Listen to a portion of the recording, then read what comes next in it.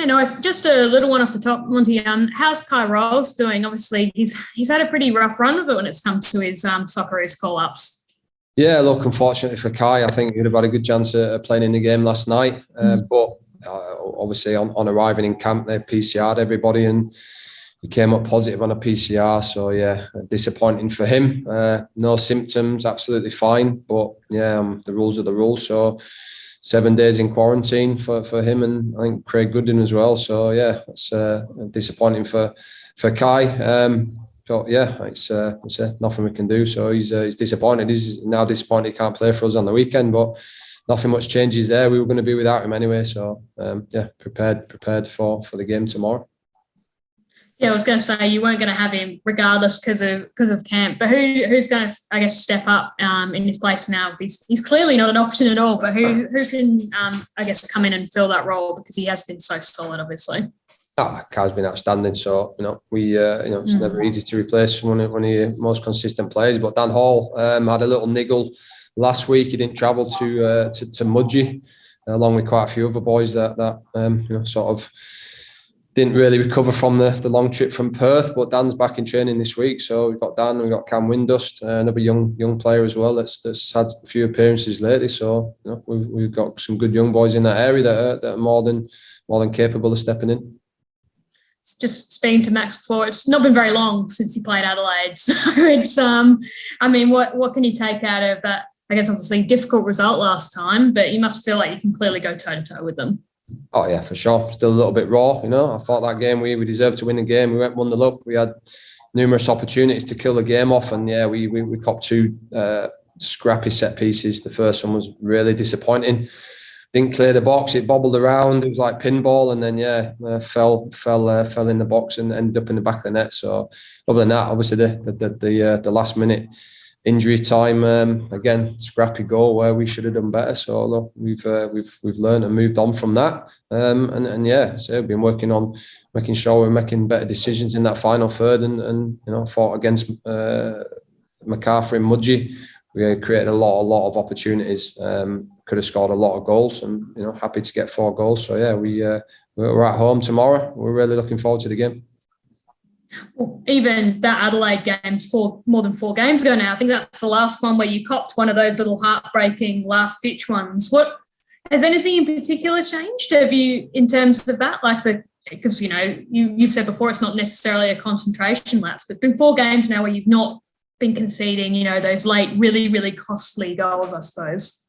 Yeah, it was look through that period. We had a lot of bad luck, and they say that luck evens itself out over the season. So we've got 10 games to go, and we're hoping that we get a little bit of luck on some decisions as well. So, like I said, that's in the past now. All we're focusing on is the game tomorrow against Adelaide.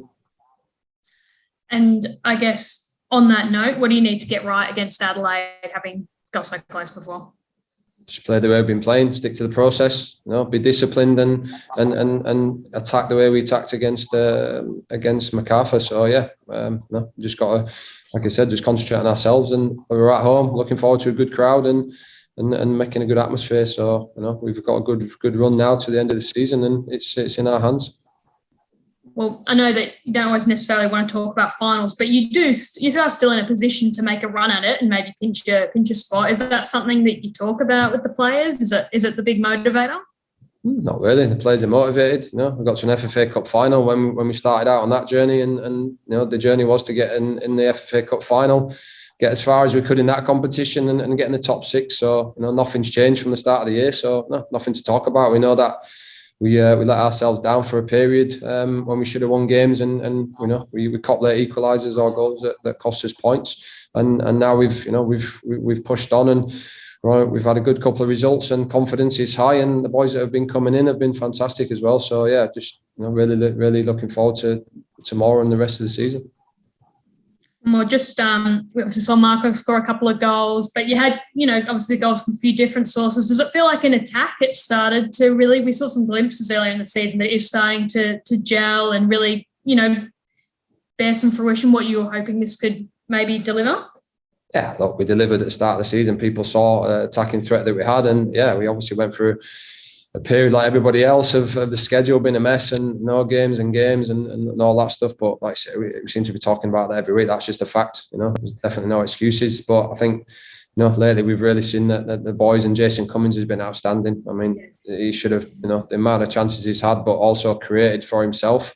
And again, it was good to see Marcos, you know, put in a big shift and big effort against Mudgee. And I told him, if you put that effort in and you play at that intensity and you make the runs in the box that we've been asking for, then you're going to get your goals. And really happy for him to get 2 goals and after a really dry period for Marcos. So yeah, you know, we're confident now, and yeah, we're sort of really connecting in that front third again. So yeah, we just got to keep going.